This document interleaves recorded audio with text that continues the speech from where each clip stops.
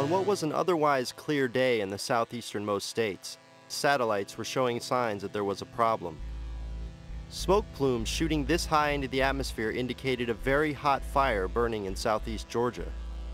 The smoke affected the entire region. I walked out my front door here in Atlanta, and it smelled like there was somebody was having a campfire just next door. It was kind of weird. Courtney knew what was going on. It was the largest wildfire in Georgia history. And while she was concerned about human loss, there was another story to tell with this fire. In this ecosystem, fire is essential. The wild animals in the area depend on it. We were kind of rooting for the wildlife down there too, that they'd come out a lot better, and we knew that, and we kind of felt like they probably would. Meanwhile, firefighters were working to make sure that the fire did not spread into populated areas. Much of the forest around the Okefenokee swamp is industrial forest, planted by man to harvest the timber. Many of those forests were being devastated by fire and firefighting.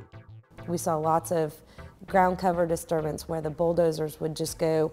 There was places where the fire breaks were 12 bulldozers wide, where it was just bulldozer after bulldozer after bulldozer plowing in these super highways. We have approximately about 287 miles of fire break that are very similar to this. But this would be a good represented location of where we install the fire break, and then we apply the backfire operations along this area in here that you see that's been opened. And what we would do is set fire along the edge of this in the advancement of the main flames of the large wildfire. Well, as the backfire and moved through this area, it removed the understory, and as the main fire came into this area, it stopped.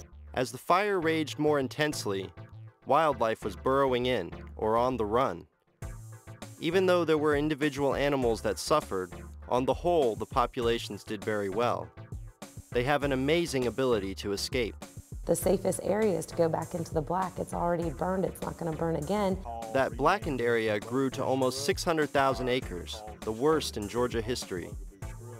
As the fire burned itself out, after more than a month, biologists and businessmen assessed the damage. $58 million lost in Georgia's timber industry alone. And the wildlife, they're going to actually benefit from the fires. We'll see more about that in part 2 as Nikki Castleberry comes across a family of deer.